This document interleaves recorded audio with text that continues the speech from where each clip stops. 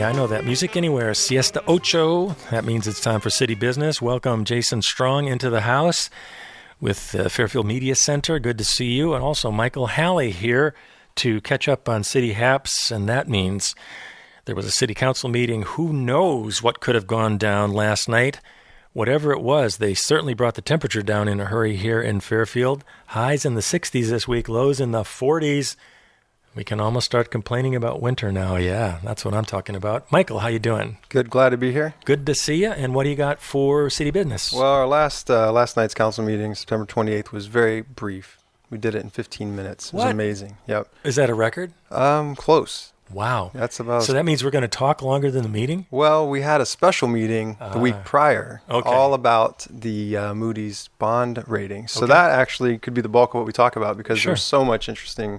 But first, let me review September 28th. You got it. Very, very basic meeting. I guess the only thing of interest was that there was an individual who had taken out papers to run for a city council seat in this November election.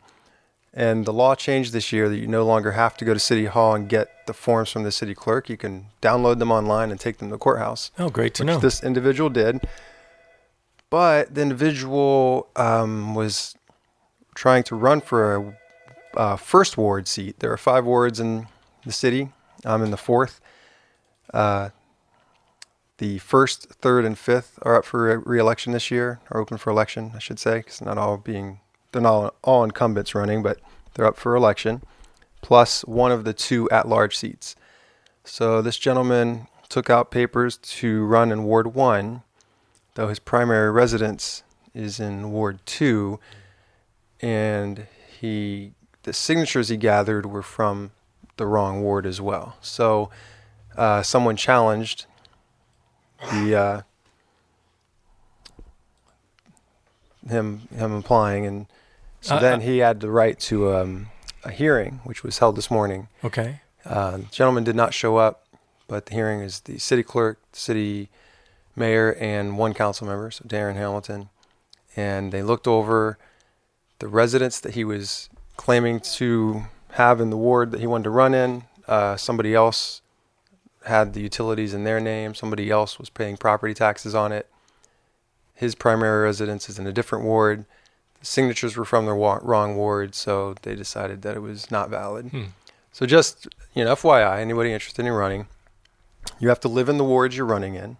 Unless you're running at large or mayor, those doesn't matter, just anywhere in the city. And the only ones open this time were specific. 1st, 3rd, and 5th. Okay. Every 2 years. So 2 years from now, it'll be 2nd, 4th, and 1 at large. Okay. So they stagger. There's just 1 at large or 2? There are 2, but then those are staggered as well. Okay. So one of the at large is up this year, and then the other one 2 years from now. And so this individual could have run for the at large. At large, yep. But didn't. Okay. Instead took out papers specifically for a specific ward. But you have to have primary residency in that ward, and then when you get your signatures, the signatures only, they don't say, yes, I will vote for this person. It says, yes, I support this person being on the ballot.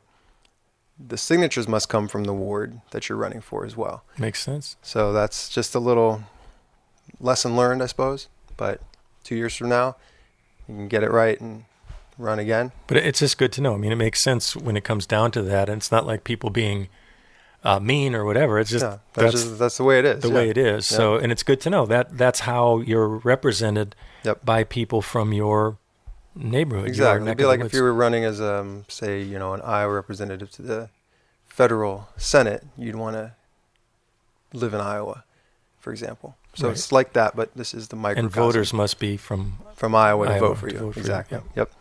Let's see. We had a project update, and several projects are moving along. The basketball court at Obie Nelson is done.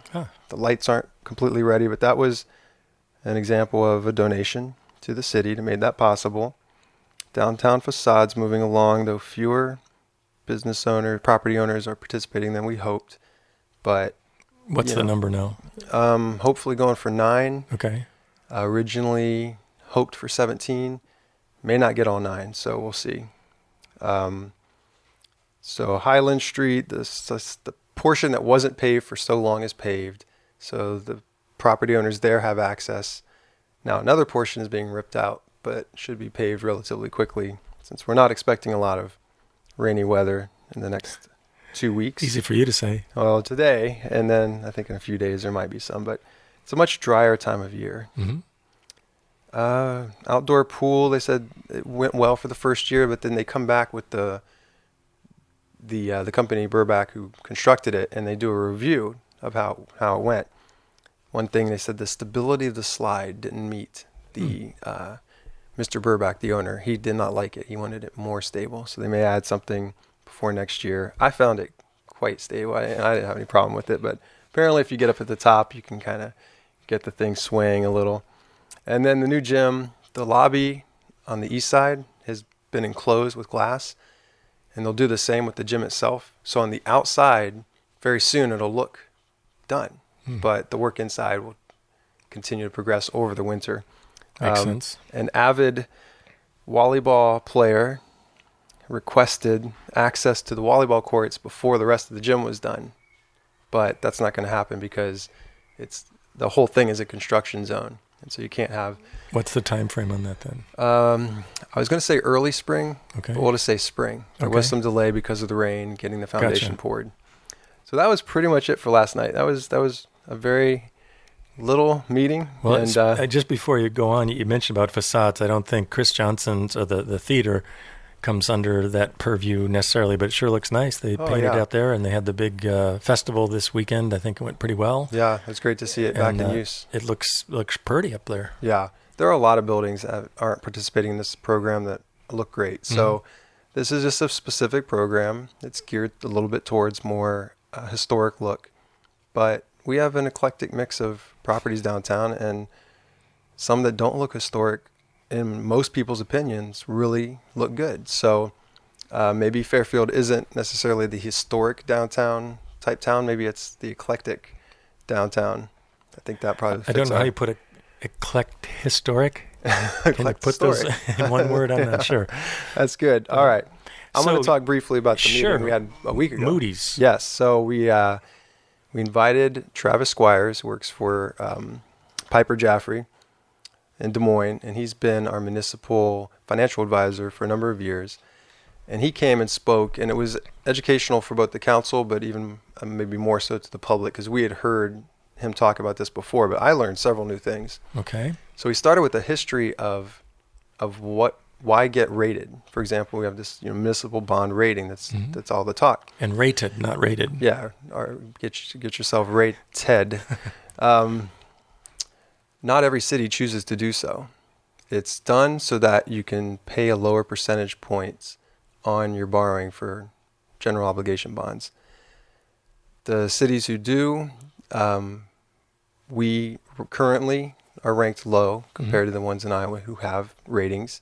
Historically, we've been pretty good. So this kind of going down to Baa3, I think, is probably the lowest we've been in our history of having a rating.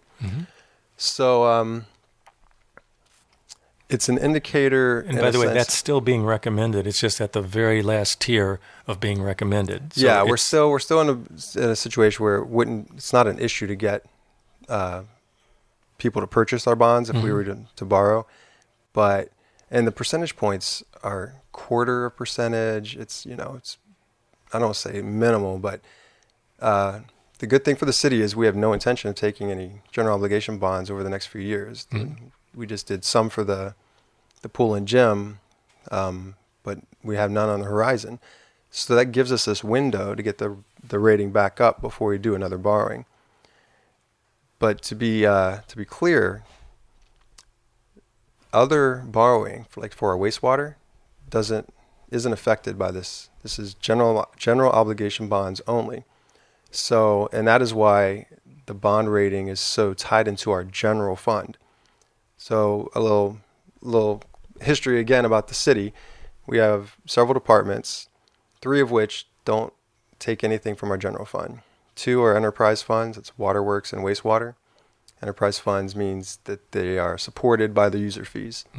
Similar to a business, just there's no one trying to realize profit. It's just trying to keep the operation going and breaking even.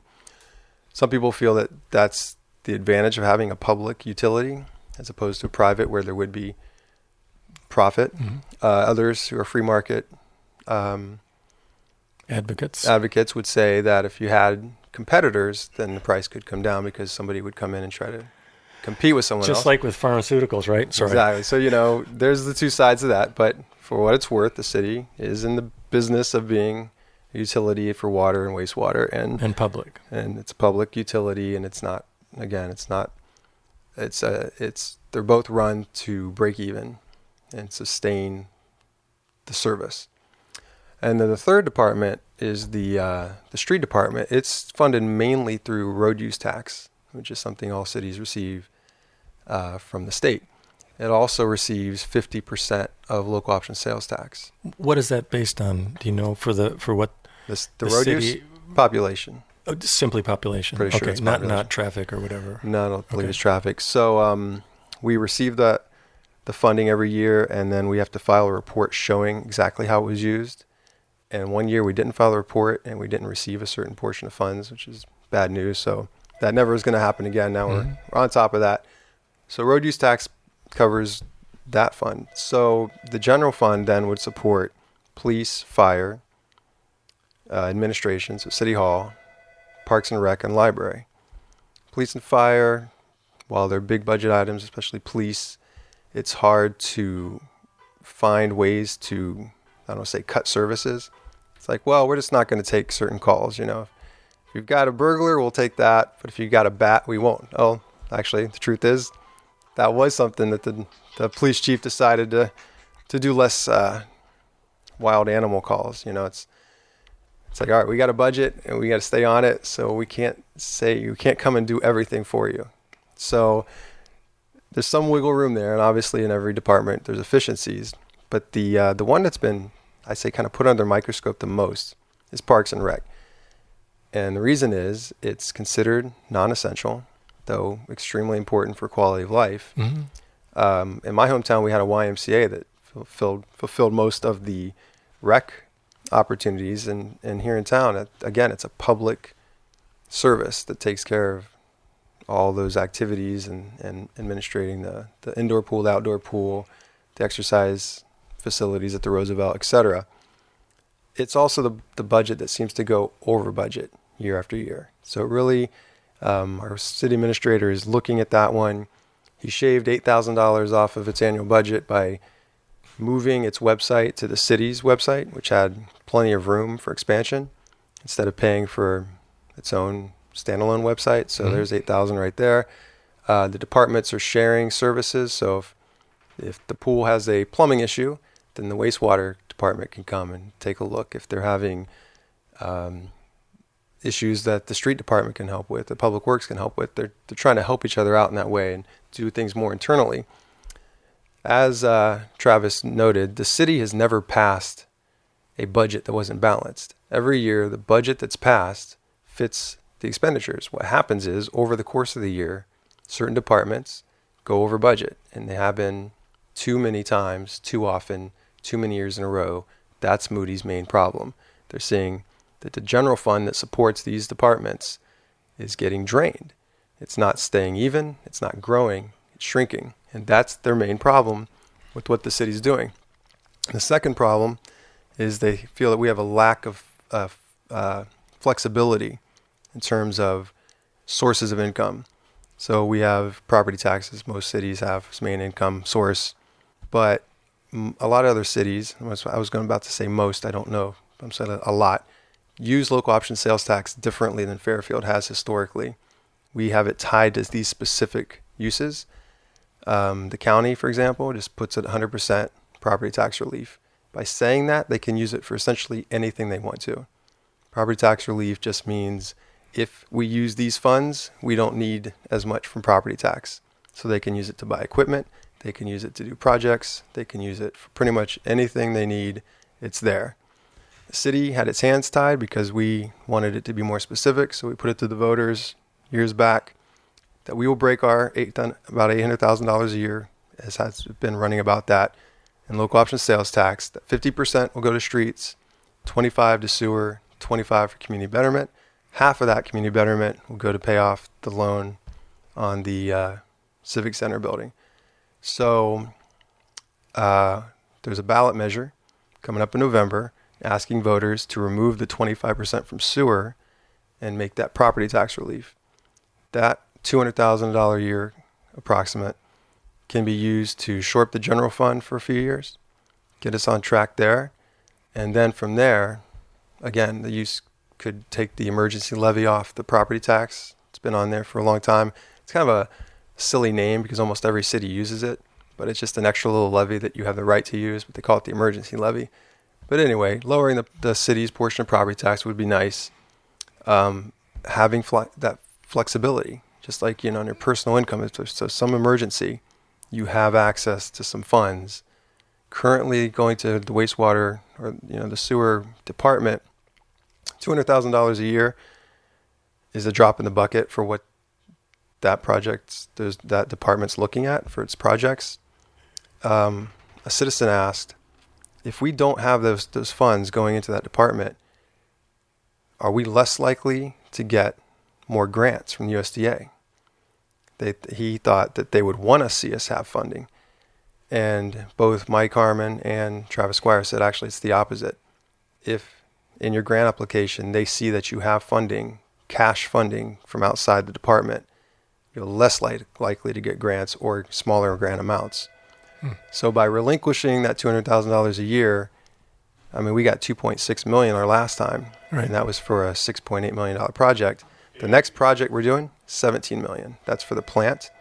So we're eligible for up to 50% of that total project cost in grants. No one's expecting to get 50, but we could get significantly more than $200,000 over whatever 10 years. But how much does that $200,000 represent in terms of the overall picture?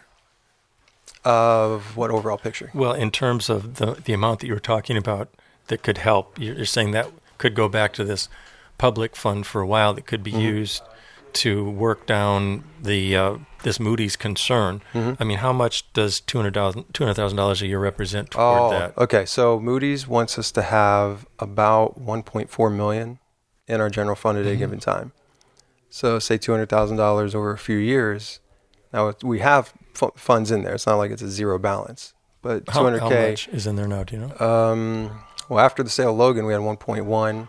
Some of that's been used. I think it's around 800,000 now, 700,000. Okay. So, a few years of $200K going in, we could get to that 1.4 and then keep it. It's not, that balance is something we want to be able to keep year to year. So that's just a matter of being stricter about, we make a budget, we create a budget for the year for our departments, they stay on it. Obviously there are things that come up. We had an issue that came up where the state's requirement for the city's portion of the retirement fund for police and fire is higher, and there's nothing to do about it. There's no trying to talk your way out of it or anything. The state just changed the law, and we have to pay more, and so that was an unbudgeted increase. Right. Now, we should be intelligent. Maybe our budgets year to year should be a little under what we actually have, so that if they go over, we're still breaking even. Things like that. We have a whole financial policy that's 30 pages long. It talks about all sorts of things. Another example is it's wonderful when people donate gifts to the city, donate a basketball court, donate a skate park, but maintenance cost just gets added on to the park and rec budget. So people want more and more amenities, and yet the operational expenses and the maintenance aren't free. So in the future, we may ask if someone wants to donate, maybe they give 125% of the project cost, and those additional funds are help with the maintenance. Because again, it's great to have the amenities that we have in Fairfield. We probably have more than we've been able to afford in some ways. So what no one wants to see happen is cutting services, saying, we know you really enjoyed that curbside brush pickup twice a year, but we can't do it anymore. We don't want to do that kind of thing. We're going to have to cut the hours at the rec center. We're going to have to raise the rates, to get into the rec center. We're going to have to raise all sorts of rates across the board. We don't want to do that. We don't want to cut services. So we're trying to find those efficiencies. It's just like, if you really look hard, sometimes you find like that $8,000 a year. Do we need a standalone website for our park and rec when it can fit on the city of Fairfield, Iowa.com, and it fits nicely? And so there's just little efficiencies like that. So it was great to have Travis there answering these questions. The takeaway for me was the bond rating itself is a very specific thing. In and of itself, not a huge concern. As we bring it back up, we'll save fractions of percentage points in interest. Mm-hmm. But that's important. I mean, you don't want to spend more on interest. Well, also moving in the right direction is critical. But I know that really, it's the Ledger had sort of a piece a week ago or something. Yeah. It was pretty direct about what's going on. So obviously this is critical to address. Well, what I'm trying to say is you separate the actual Moody's aspect from it to internal city management. The Moody's is a kind of a barometer. What they say carries some weight, but it's not going to inhibit the city from doing what it does. But it's a good measure. It's a good measure of, have we been as fiscally responsible as we should? The answer is no. In the last 5 years, whatever, it's been going down.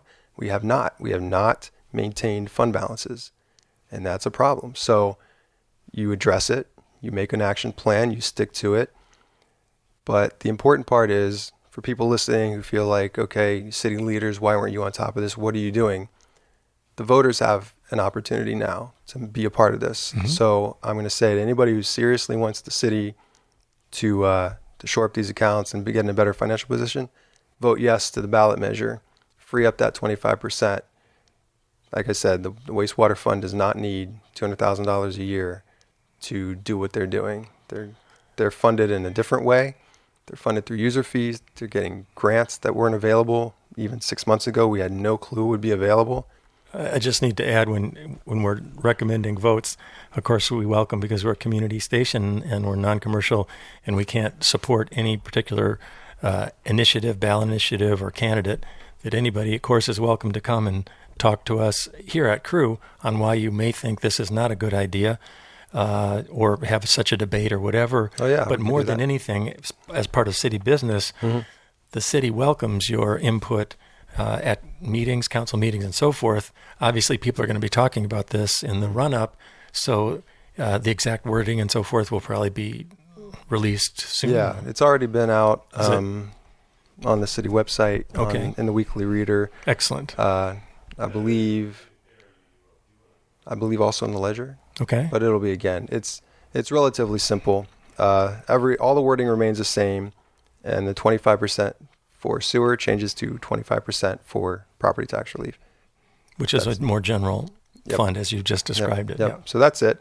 So yeah, that was my Michael Halley's opinion. Well, just to clarify, not KRUU's opinion. But yeah, so it was very. By the way, former show host, Michael Halley, who just completed. I'll be back. Just wait. Okay. 9 years of a reasonable alternative. Yeah, we had a great finale. Actually, it was pretty magical. On behalf of the whole community, I mean, you represent, I don't know what it's 20-25% of the folks that started and have been doing shows. Imagine doing shows every week, 52 weeks a year for 9 years. Some like Diana Flynn and Therese Comiskey, twice a week. You talk about volunteer power, and that's just, there's 50, 60, 70 shows, and we've probably rotated about 250, 300 people through the portal that have been here for a while, or some, like Dane Dowler, still sending in shows from his solar-powered house in New Mexico to solar-powered radio. But I just want to say thank you so much for a great program. It was fun. Very reasonable. Yeah, musically, usually, and sometimes it wasn't. But that's a big contribution. Well, so, we're already talking about coming back and all right, sneaking on other people's shows when we can and getting back on the radio. Well, fantastic. Yeah. Anyway, this is Michael Halley, and I'm James Moore. You've been listening to City Business, a kind of special edition, because our talk went longer than the city council meeting, but it's good to catch up on Moody. You can wake up over there, Jason Strong, behind the camera. And we'll be back with more in just a moment. If you're listening live on Tuesday, coming up in just a few minutes, Dennis Ramundi on his show Speaking Freely going to be speaking with Jim Leach, former congressman, longtime congressman, Iowa, always interesting, provocative, thinking human being. So we're looking forward to that and the other great programming going on throughout the day. So stay tuned. You've been listening to City Business, and we'll be back in just a moment. Stay tuned.